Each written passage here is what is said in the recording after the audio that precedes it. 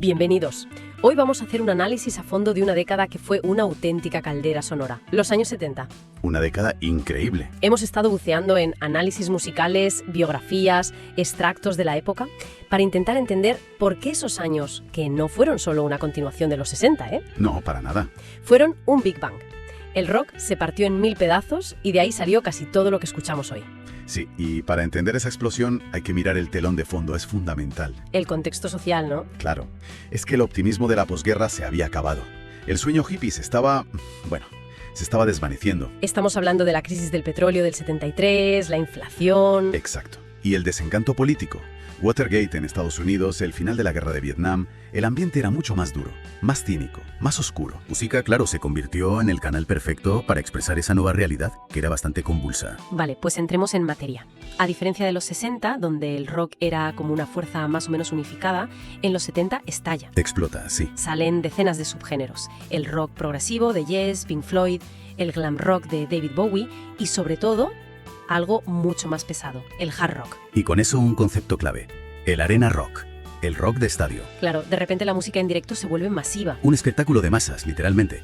Y hay un dato que es brutal para entender esto. ¿El de Led Zeppelin? Ese, el del 77, el concierto del Pontiac Silverdome. Más de 76.000 personas. Más gente que en todo Woodstock.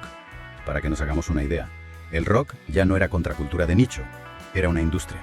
Y me imagino que eso, llenar estadios, te obliga a cambiar el sonido. Claro, la psicodelia de los 60 no funciona ahí. Necesitas algo más grande, más potente. Algo que llegue hasta la última fila. Justo. Y eso empujó a buscar riffs de guitarra mucho más pesados, una distorsión más densa. Es ahí donde nace lo que las fuentes llaman el triángulo fundamental del heavy metal.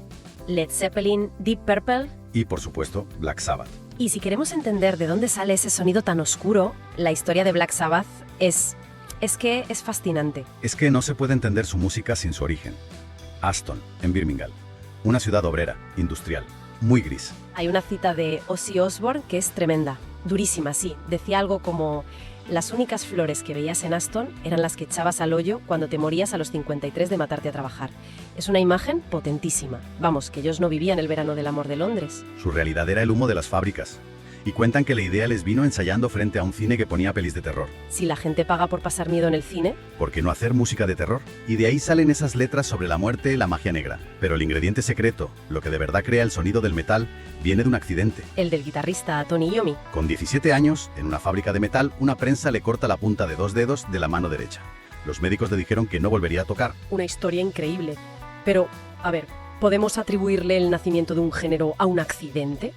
¿O ya había una tendencia hacia un sonido más duro? Es una pregunta buenísima.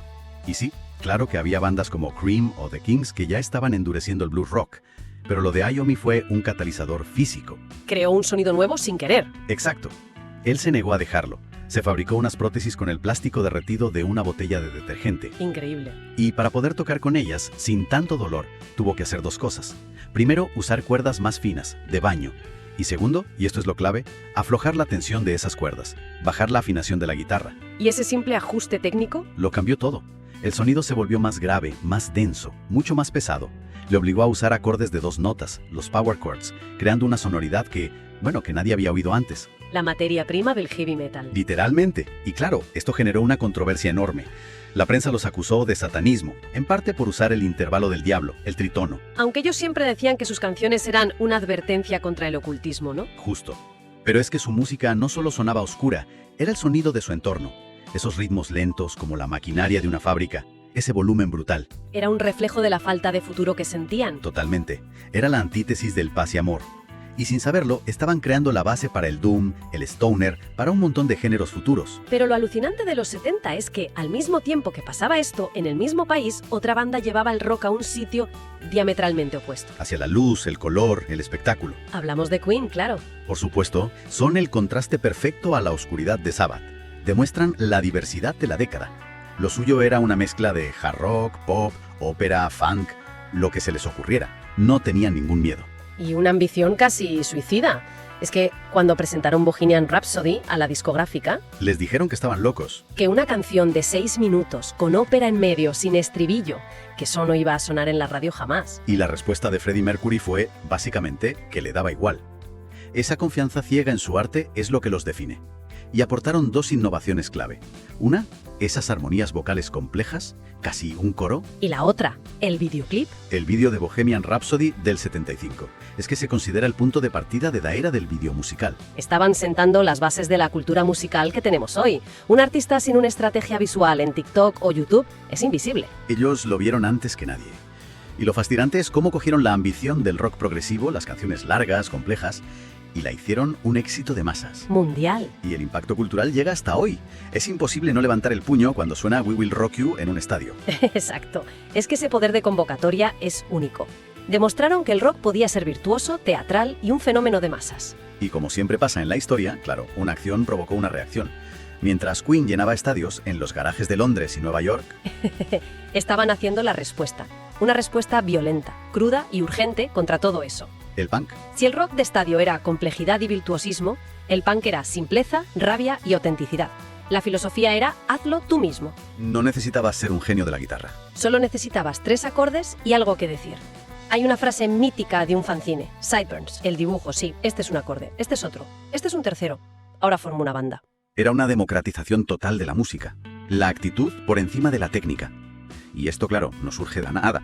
Tenía un eco directo en la calle. Totalmente. El punk fue un termómetro social. Nació de la crisis económica británica. Paro juvenil por las nubes, inflación. El lema No Future, no hay futuro, no era una pose, era literal. Y la explosión llegó con los Sex Pistols, que siempre han tenido esa dualidad, ¿no? Sí, por un lado, un invento de su manager, Malcolm McLaren, para provocar y vender ropa. Y por otro, una explosión de rabia auténtica con Johnny Rotten. Eran las dos cosas a la vez. Y usaron la provocación como un arma.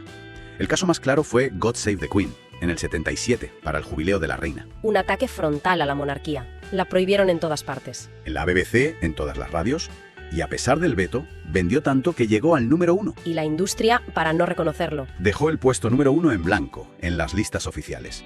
Surrealista. Una victoria simbólica brutal. Ahora, mientras esto pasaba en Londres, con esa actitud tan política, en Nueva York la escena era distinta, ¿no? Muy distinta. Allí nacía en sitios como el CBGB, y tenía una raíz más artística, más intelectual, y aquí es vital hablar de las mujeres que estaban rompiendo moldes. Claro, porque el hard rock era un club de chicos. Y el punk abrió una puerta enorme. Figuras como Patti Smith, que venía de la poesía, estaba creando un punk mucho más lírico. Su álbum Horses es una obra maestra. O sea que el punk no era solo ruido y furia. Para nada.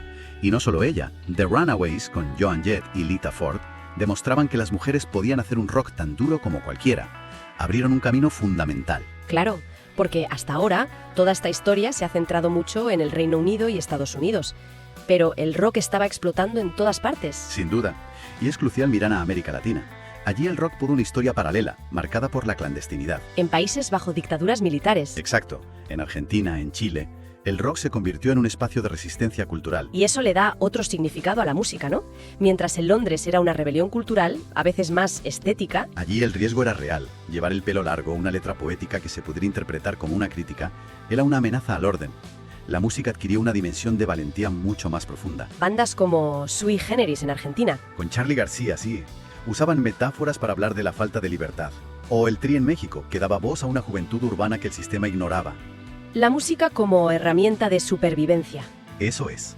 Una forma de crear comunidad y afirmar una identidad frente al poder. Cada canción tenía un significado añadido.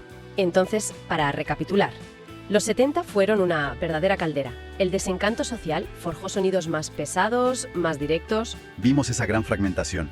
del rock masivo de Queen y Led Zeppelin, a la furia minimalista del punk, pasando por la oscuridad casi accidental de Black Sabbath.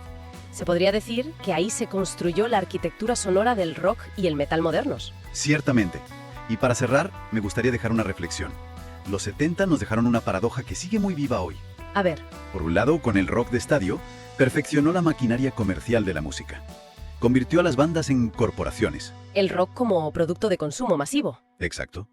Pero por otro lado, y casi al mismo tiempo, con el punk y su ética del hazlo tú mismo, creó el antídoto, el modelo para toda la música independiente que vino después. El gran negocio contra el garaje. El espectáculo contra la autenticidad. Esa es la tensión.